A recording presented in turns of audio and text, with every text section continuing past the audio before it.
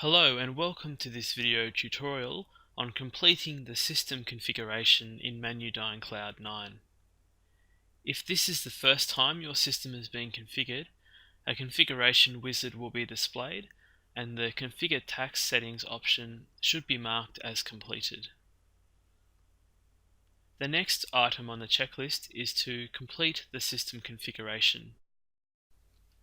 To do so, click on this link, or if you don't see the wizard, go to the System Settings menu group and click the General Options menu item.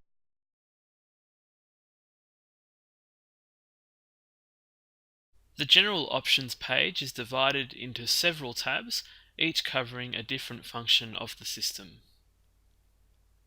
At the top of the Options menu is the Unit Price Quantity settings, which determine how your products are priced.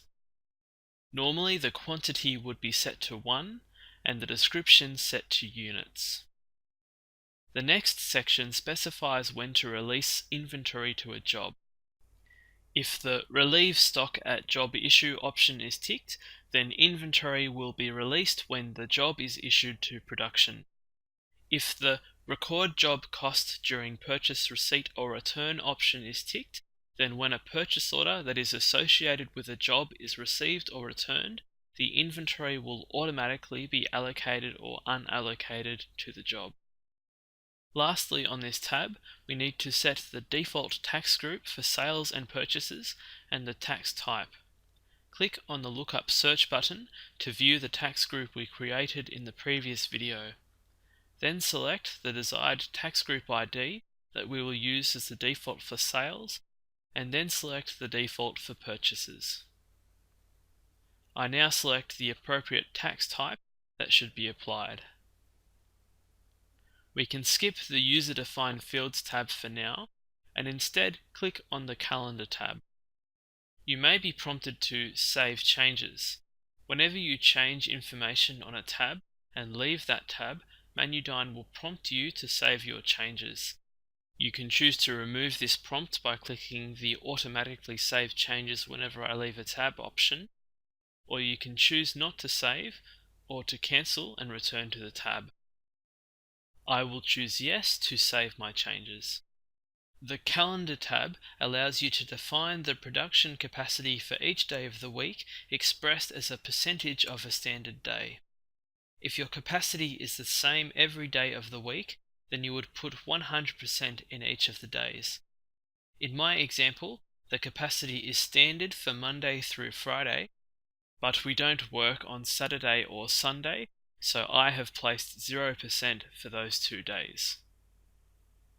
Holidays can be allocated by adding a non-standard day by first selecting the grid at the bottom of the tab and then entering the non-standard day details via the pop-up dialog. In my example, I will enter the 1st of January 2017 as a 0 capacity day.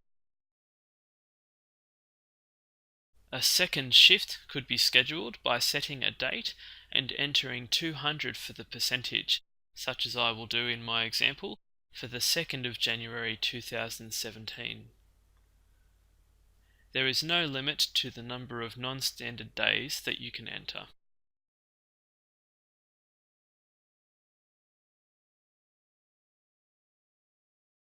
We can skip the Schedule tab for now and instead click on the Stock tab. On this tab, we define the units of measure that we are able to select throughout the system. To add a new unit of measure, click on the last row in the grid. Select the unit type, enter a description of the unit of measure, enter a conversion factor so that it can be compared to other units of the same type, and lastly, enter a priority which determines how the list is sorted. Next, I'm going to add a second store to my list of available inventory stores. To add a row, click on the last row in the grid and type in a store name. In my example, I will set the name as Second Store. There is no limit to the number of stores you can set. Lastly, on this tab, I can define my price list categories. In my example, I will set the markup on the retail category to 50%. There is no limit to the number of categories you can create. We can skip the Accounts tab for now and instead click on the Currencies tab. The top row of the currencies grid should be your currency and is set to an exchange rate of 1. To add a row, click on the last row in the grid